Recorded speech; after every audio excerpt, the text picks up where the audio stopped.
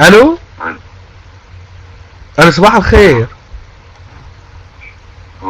اسعد الله اوقاتك استاذ رئيف.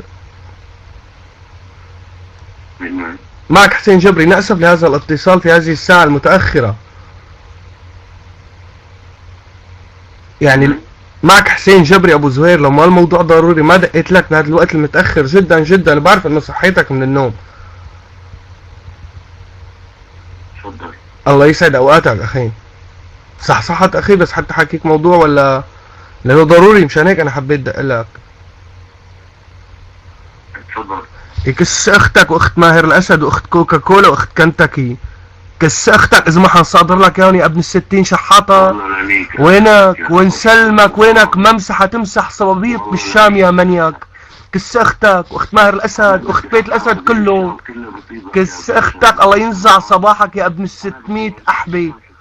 ماشي يا منيك. كس اختك واخت كنتاكي وكاك كاك يا اخو الاحبي. لك كس اختك واخت بيت القوتلي يا اخو بيت القوتلي كلهم اشراف يا اخو الشرموطه. بيت القوتلي اخو الشرموطه كلهم اشراف. انت واحد اخو احبي ومعروف قرايه ابوك منين يا منيك. بيت القوتلي اشراف بس انت واحد واطي. واحد واطي يا منيك. انت واحد واطي. وينك اذا ما بخليك تغير هالرقم يا منيك؟ وينك اذا ما بخليك تغير هالرقم يا منيك؟ ما بيكون اسمي حسين جبري ابو زهير يا عرصه. والرد بتشوفه بالمطاعم تبعاتك والشلكات والشراميط اللي حاويلي اياها. ماشي يا منيك. اسعد الله صباحك يا اخو الشرموطه ويلعن روحك يا حافظ على الحمار اللي خلفته يا منيك. ما بتقول للشعب السوري انه ماهر الاسد بحشش؟ هذا ما بتسترجي تقوله يا منيك. ماشي مع كلاب.